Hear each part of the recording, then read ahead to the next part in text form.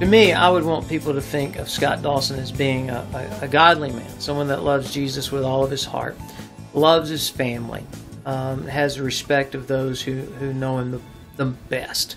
It started out as a young guy preaching, just wanted to share his faith, and now I'm in a situation where I'm privileged to lead an association of people who are committed to sharing the gospel wherever people are.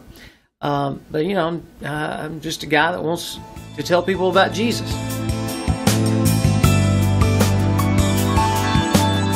I came to know the Lord through an evangelistic outreach. A guy by the name of Nicky Cruz came to Birmingham, and I was there with my family. And all I remember is him saying, if you'd like to come to Jesus, I'm going to ask you to come forward. And I came forward and had a counselor take me over to the side. And I was a kid. I was a small child. And he said, what sin? And I didn't have a clue. And I don't remember a lot, but I do remember the definition of sin. He said, sin is either doing something you shouldn't or not doing something you should. And as a child, I understood I was a sinner. He explained to me that that's the reason Jesus died on the cross. And that night I prayed a prayer, asked Jesus in my heart. Never saw angels do cartwheels or the sky didn't open up. But I can honestly say from that moment forward, I've always experienced something called peace. And I've just realized I've never been alone. And so that's my salvation experience.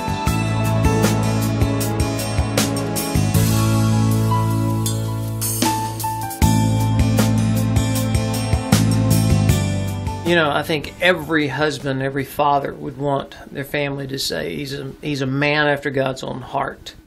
And I don't want to put words into their mouth, but I personally pray that they see me seeking after his face and seeking after his heart.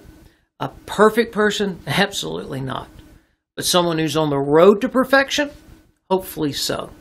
That they don't see me as someone who's just on the platform. But ministry and relationship to Christ is lived out in your daily walk.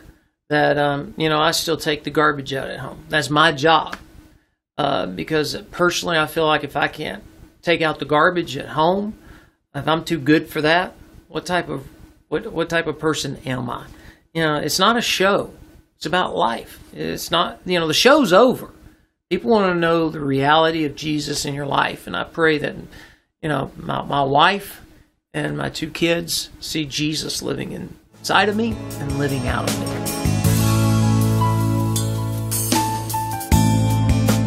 SDA stands for the Scott Dawson Evangelistic Association.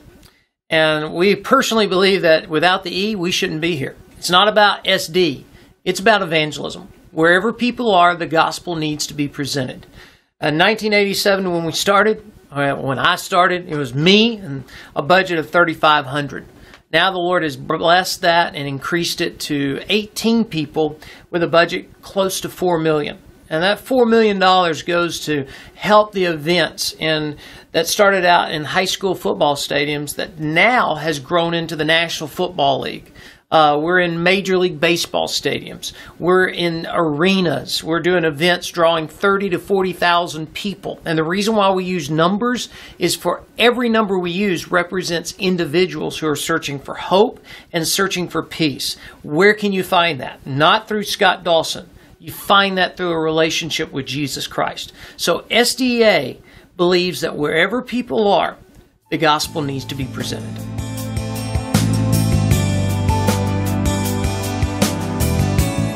Why I do what I do is because Jesus commanded us to go. I think we should be asking ourselves, why aren't we going and sharing the gospel? As a Christian, I may not be able to grasp everything in God's mind. He is infinite. There's no way my finite mind can grasp all that He has. But I can understand His heart. And His heart is to leave the 99 and to go after the one lost sheep. And in my mind, when I stand to preach, I have going through my thoughts, what if that was my son or my daughter in the audience, and they had had a rough life and they were searching for hope and peace? I would want a preacher to stand with conviction and compassion. And so when I stand before an audience, I'm always prayerfully full of conviction, full of compassion, but with passion to go on. There is hope and there is peace that can be found in Jesus Christ.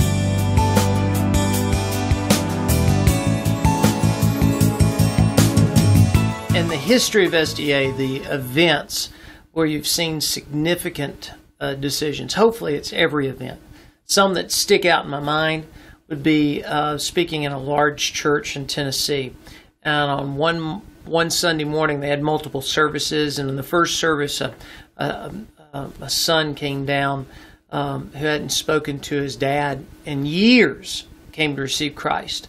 And in the second service, someone invited the dad to come, and the dad came forward and received Christ in the second service. And to see how that family was reconciled, to see how a husband and wife had come to church thinking this was their last chance for survival for their marriage. They'd already decided to get a divorce. They showed up on that Sunday morning and came to receive Christ, and now they've reconciled, and they've been married for years now. They're having a great marriage.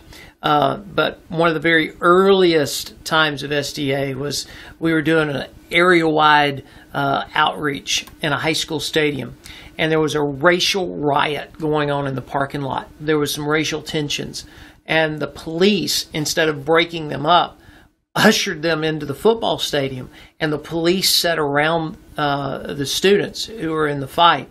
And during the invitation, several of the students came forward, and a couple of police officers came forward to receive Christ. Those benchmarks will change your life and allow you to know the gospel is powerful to change anyone's life.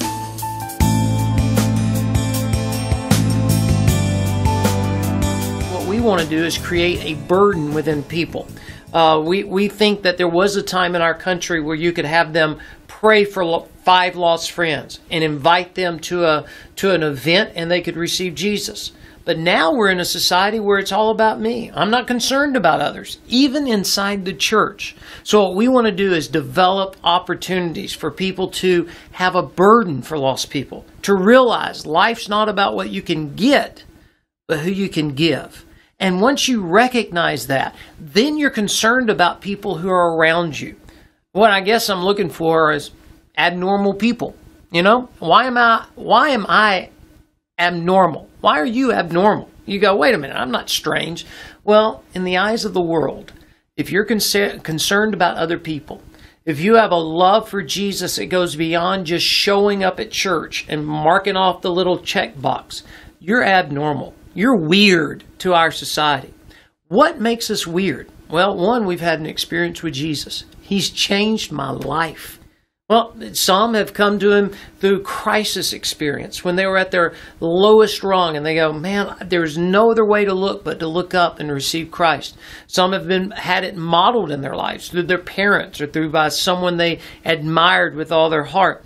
Others just learned enough. They studied God's Word, and they realized, man, I'm called to take this to the world. So if we could develop strategies that bring all these together and confront church culture, then we develop the burden. Here's the principle. Without a burden, there's no bother. I'm Scott Dawson, and I'm advancing the gospel and proclaiming hope.